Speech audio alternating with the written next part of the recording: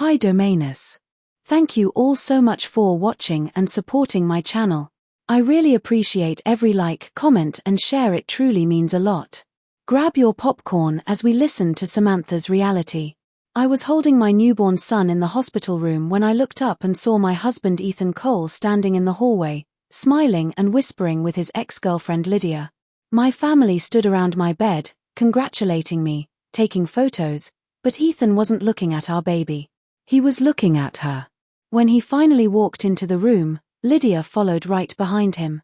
She stood there like she belonged, like she had any right to be at my son's birth. Ethan leaned down, kissed my forehead, and said the words that would shatter everything. I thought this would be easier for everyone if Lydia was here. She's been helping me prepare. I'm Samantha Hayes, and I'm about to tell you how my husband abandoned our newborn son to play house with his ex-girlfriend. He thought I was too tired and emotional to notice what he was doing. He thought his charm would make me accept anything. But what happened when I walked into that courtroom 6 months later with evidence of everything he'd done made him lose the family he threw away. Our son, sleeping peacefully in my arms, deserved a father who chose him first. Instead, he got a father who brought his ex-girlfriend to the delivery room. I sat alone in that hospital room after everyone left, staring at my beautiful baby boy. The nurses had taken him for tests, and I was finally alone with my thoughts. Ethan had left with Lydia, saying something about getting me food, but that was 2 hours ago. I picked up my phone and scrolled through our messages from the past 9 months. We're a team, he'd written when I first got pregnant. I'll always be here for you and our baby. Nothing will change that. I read those words over and over, trying to understand how we got from there to here. My phone buzzed. A text from Ethan. Staying at Lydia's tonight. Hospital chairs are uncomfortable. I'll come back in the morning. I stared at those words until they blurred. My husband just had his first child and he was spending the night at his ex-girlfriend's house. I wanted to scream. Wanted to call him and demand he come back. But something stopped me. Instead, I opened my text history and started scrolling back further. That's when I found them. Messages from Lydia to Ethan during my entire pregnancy. Messages I'd never seen before because he'd been deleting them. The next morning, I asked my sister Maya to bring my laptop to the hospital. I told her I needed to work on some emails, but really, I needed to see everything. While the baby slept beside me, I logged into our shared phone account and downloaded every text message between Ethan and Lydia from the past year. Hundreds of messages. Thousands of words. All hidden from me. You're going to be such a good dad, Lydia had written 3 months ago. I can't wait to help you with everything. Help him. She wasn't the mother. She had no place in our family. I saved everything to a folder on my laptop. Screenshots, timestamps, phone records. Maya watched me work and finally asked what I was doing. Protecting my son, I said. That's when I found the message that changed everything. 2 weeks before our son was born, Ethan had texted Lydia. We need to finalize this before she finds out. Can you get the paperwork ready? What paperwork? What was he planning? I kept digging, my hands shaking as I typed. I wasn't going to react emotionally. I was going to be smart about this. My friend Clive worked in insurance, so I asked him to run a check on any policies under Ethan's name. What he found made my blood run cold. Ethan had opened a life insurance policy for our son 3 months ago, with Lydia listed as the beneficiary guardian. Not me. His ex-girlfriend. He'd also changed our son's pediatric IAN to one near Lydia's house, enrolled him in a daycare program under her address, and opened a savings account that only he and Lydia could access. He'd been building a separate life for our child, a life that didn't include me. Maya found more evidence when she went to our house to get my things. Ethan had converted the spare bedroom into a nursery, but not the one we'd planned together. This one had all new furniture, none of the items I'd carefully chosen. The crib was different. The colors were wrong. Maya took photos of everything. She found receipts too, showing that Lydia had paid for most of it. They'd been setting up a home for my baby while I was pregnant, planning a future where I was the outsider. I sat in that hospital bed, holding my 3-day-old son, and realized my husband had been systematically trying to erase me from our child's life before he was even born. When Ethan finally came back to take us home, I didn't say anything about what I'd found. He smiled, held the baby, took photos for social media, posted them with the caption "Best day of my life. So grateful." People commented with congratulations. His mother wrote, "So proud of you both." But there was no photo of me. In all 5 pictures he posted, I'd been cropped out. At home, Ethan put our son in the new crib I'd never seen before. "Lydia helped me set this up," he said. "She has great taste. Much better than those cheap things you wanted." I stood in the doorway of this nursery I hadn't chosen and asked the question I already knew the answer to. Why is Lydia so involved in our son's life? Ethan turned to me with that charming smile that used to make me feel safe. "Sam, she's just being helpful. You've been so stressed with the pregnancy. I'm doing what's best for the baby. You should be grateful I have someone helping me." Grateful. I should be grateful that his ex-girlfriend was taking over my role as mother. I nodded slowly, said okay, and walked away. But I wasn't defeated. I was planning. That night, while Ethan slept, I called a family law attorney my sister recommended. The attorney's name was Rebecca Stone, and she specialized in custody cases involving parental alienation. I met with her when my son was 1 week old, bringing everything I'd gathered. The text messages, the insurance documents, the daycare enrollment, the bank statements showing Ethan had been spending thousands on setting up a life with Lydia. Rebecca reviewed it all, her expression growing darker with each page. "This is systematic exclusion," she said. "He's been planning this for months. Building a case that you're unstable or uninvolved while positioning himself and his ex as the stable parenting unit." We spent 3 hours building my case. Rebecca explained that I needed to document everything going forward. Every time Ethan prioritized Lydia over our son. Every decision he made without consulting me. Every dollar he spent on their setup instead of our actual home. She filed immediate paperwork establishing my parental rights and started the custody process. "He thinks you're too overwhelmed to fight back," Rebecca said. "He thinks new mothers are too emotional and tired to see what's happening. We're going to show him how wrong he is." I left her office feeling something I hadn't felt since before the birth. Control. I had a plan, evidence, and a lawyer who understood exactly what Ethan was doing. I started posting on social media carefully. Photos of me feeding our son at 2 in the morning. Videos of me changing diapers, giving baths, singing lullabies. Every post showed me alone with the baby. No Ethan. No help. Just me doing everything while my husband was mysteriously absent. Our mutual friends started noticing. "Where's Ethan?" they commented. "Is he helping?"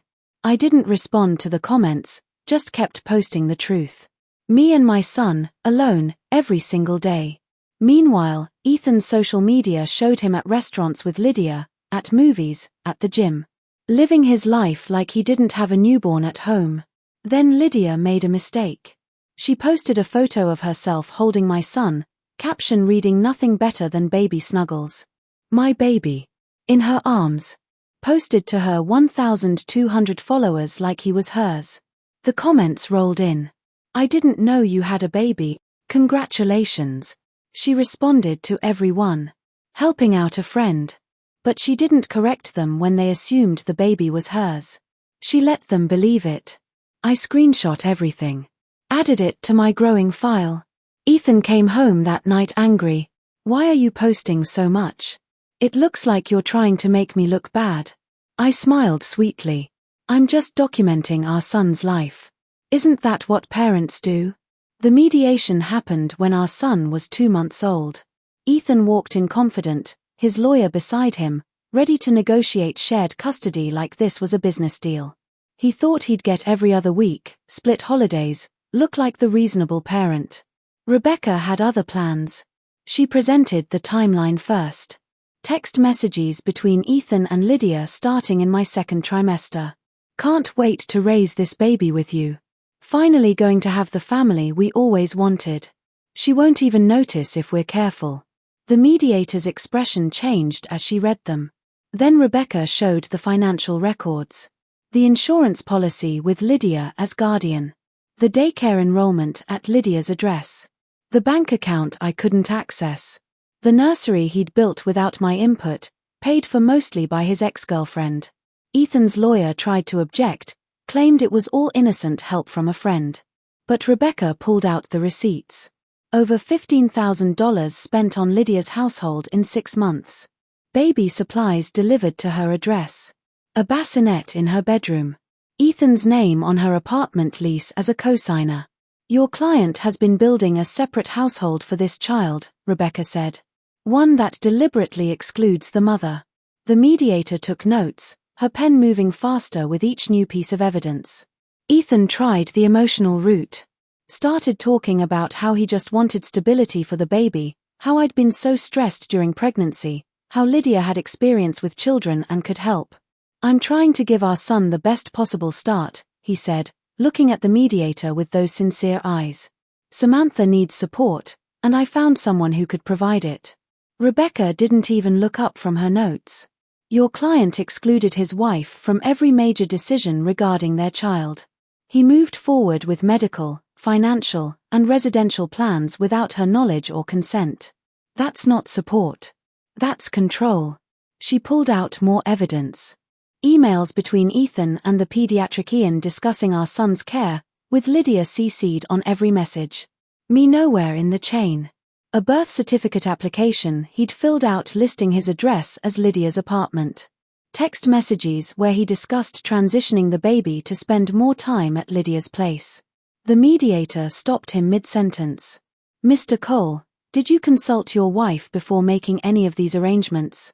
Ethan hesitated. She was pregnant. I didn't want to stress her. So you made unilateral decisions about your shared child and involved a third party in parenting decisions. Do I have that correct? His lawyer whispered something to him. Ethan didn't answer. That's when Lydia started cracking. She'd been quiet through the whole mediation, sitting behind Ethan, but now she spoke up. I just want what's best for the baby. The mediator turned to her. You're not a party to this mediation. You have no legal relationship to this child.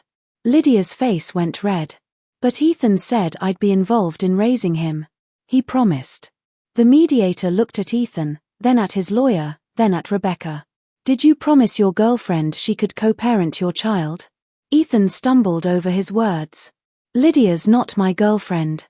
She's just helping. But Lydia wasn't done. That's not what you said when you were staying at my place every night. When you said we'd finally have the family we wanted. When you put my name on all those documents. She was angry now, realizing she'd been used. You told me Samantha was okay with this. That she wanted me involved. I watched Ethan's face drain of color. His own ex-girlfriend was exposing his lies. The mediator asked Lydia to step outside. When she was gone, the mediator looked at Ethan with disgust. You've been manipulating both of these women. Playing them against each other while trying to cut the mother out of her own child's life. I've seen a lot in this job, but this is exceptional. Ethan's lawyer started damage control, but it was too late. The court hearing was 3 weeks after that disastrous mediation. Judge Patricia Morrison had reviewed all the evidence Rebecca submitted. Every text message, every financial record, every attempt Ethan made to exclude me from our son's life. I sat at the plaintiff's table, my son with my mother in the waiting room, and watched Ethan squirm as his lawyer tried to explain away the inexplicable. Your Honor, my client's intentions were good. He simply wanted to ensure the child had adequate support. Judge Morrison cut him off. Adequate support would be helping his wife. Not building a parallel family with his ex-girlfriend. Rebecca stood and presented our custody proposal. Primary physical custody to me. Supervised visitation for Ethan. No contact between our son and Lydia until he could prove consistent, appropriate parenting. Child support calculated at maximum guidelines because of his high income and his pattern of spending on everyone except his actual family. Ethan's lawyer called it too harsh. Said Ethan deserved equal rights as a father.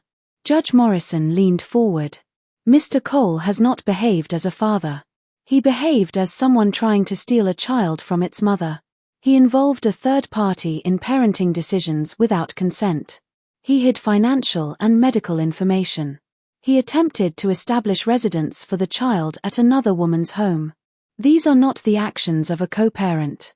These are the actions of someone attempting parental alienation. The gavel came down. I won everything. 2 months after that hearing, I stood in my son's nursery. The real nursery, the one I'd designed, with the soft blue walls and the mobile with clouds and stars that I'd chosen. My son was 4 months old, sleeping peacefully in the crib I'd picked out. Ethan had supervised visitation every Sunday afternoon for 2 hours. He came, held the baby, tried to apologize, left. Lydia was completely out of the picture. I'd heard through friends that she'd moved to another city, embarrassed by how everything played out. She'd posted a long apology on social media about being manipulated and not understanding boundaries. My phone buzzed. A text from Ethan. Can we talk? I want to be a real father to our son. I made mistakes. I looked at that message for a long time. Part of me wanted to believe him, wanted our son to have his father. But I remembered the hospital hallway, the whispered conversations with Lydia, the secret plans to erase me, the insurance policy that didn't have my name, all the ways he'd tried to steal my child before he was even born. I typed back one word. No. Then I blocked his number. He could communicate through Rebecca or not at all. My son stirred in his crib, and I picked him up, held him close. We didn't need Ethan's excuses. We needed consistency, honesty, love. Things he'd never provided. Now my son is 8 months old. He's crawling, laughing, eating solid foods. Ethan still has his supervised visits, still pays his child support, but he's a stranger to our boy. Just a man who shows up twice a month. I heard from Maya that Ethan lost his job. Too much drama, too many distractions. His reputation was destroyed when word got out about what he'd tried to do. People don't trust a man who'd scheme against his own wife, who'd involve his ex in trying to take a baby. He moved back in with his parents, struggling to afford even the basics now that child support takes so much of his income. I think about that day in the hospital sometimes. How close I came to believing Ethan's words, to thinking I was overreacting, to accepting that Lydia had a place in our lives. But my son taught me something in those early days. Trust my instincts. Document everything. Fight for what matters. Ethan thought he could manipulate me with charm and excuses. Thought a new mother would be too tired, too emotional, too overwhelmed to see what he was doing. He thought bringing Lydia to the delivery room would make me accept her role in our lives. He was wrong about everything. Today, my son took his first steps, reaching for me with his chubby hands, saying "Mama" clear as day. I scooped him up and whispered the truth we both know now. We're unstoppable, baby. Just us. If you've made it this far in our story, thank you for listening. If this resonated with you, if you've ever had to stand up to a toxic spouse or protect someone you love from those who should have loved them, please share this video. Leave a comment about your own experience because you're not alone in this fight. And don't forget to subscribe to this channel for more stories about real people standing up to injustice and finding their strength.